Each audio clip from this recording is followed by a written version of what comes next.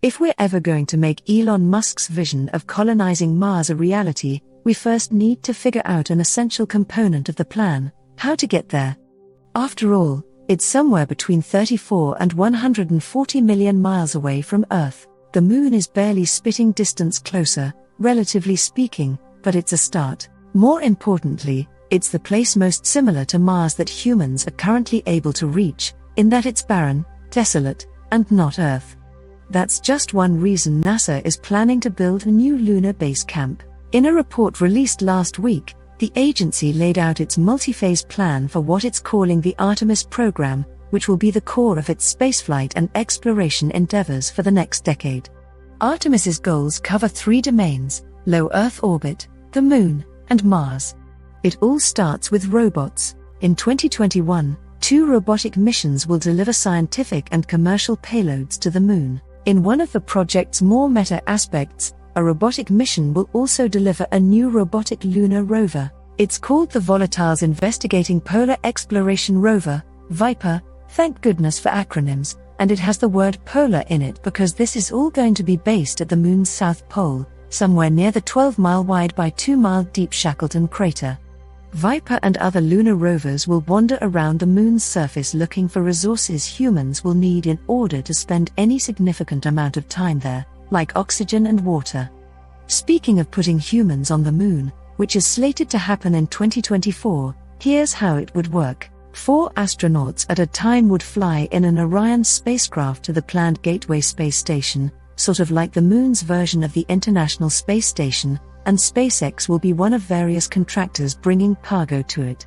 After uncrewed and crewed flight tests, Artemis 1 and 2, respectively, whose flight distances will together total almost 1 million miles, Artemis 3 will be the mission that finally lands people on the Moon. Once they're there, NASA envisions astronauts staying on the Moon for up to a week at a time to start. The South Pole base camp they'll dock at will include a lunar terrain vehicle.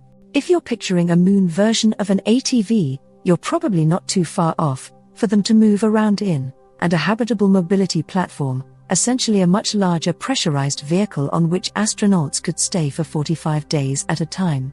Once operations on the Moon are expanded and astronauts can stay there for longer, will we ever end up with something resembling the 2019 film Ad Astra, where arrivals to the Moon are greeted with a strip mall complete with McDonald's?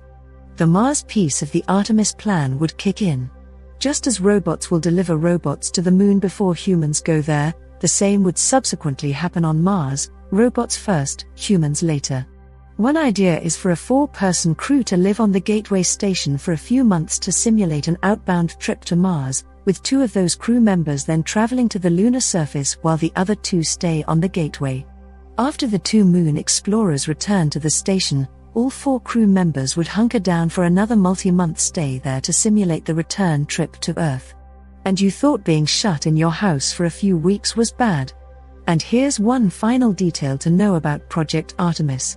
In a hard one, nod to gender equality, the program was named after the Greek goddess of the hunt and the moon. In Greek mythology, Artemis was the twin sister of Apollo, for whom the first Moon missions were named, and memorialized by Tom Hanks for those of us who weren't alive at the time. NASA chose the name Artemis as a gesture of inclusion. The agency intends to land the first woman on the Moon as part of this multifaceted project. Thanks for watching. Please like and subscribe for more.